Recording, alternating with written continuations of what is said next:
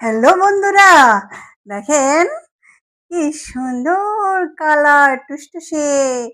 সামনে এরকম মজার মজার খাবার যদি চলে আসে তাহলে আর কেন রেস্টুরেন্টে যাব? যাব না আর রেস্টুরেন্টে। এই দেখেন, মনে চাইলো হঠাৎ করে আবার তৈরি করে নিলাম। এটা কি বলেন তো? অবশ্যই বলতে পারবেন, কারণ যারা খেয়েছেন তারা তো বলতে পারবেন। এটা হচ্ছে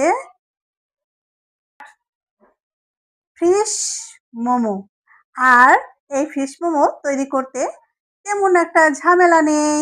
ঝামেলাবিহীন এই মোমোটা খুব দ্রুতই তৈরি করা যায়। আর আমরা যখন এটা বাইরে খেতে যাব, এটার দেখেন প্রচুর দাম নিয়ে ফেলবে।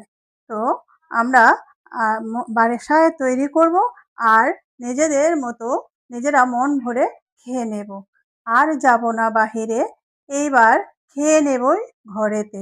এটা কিন্তু ইলিশ মাছের মোমো।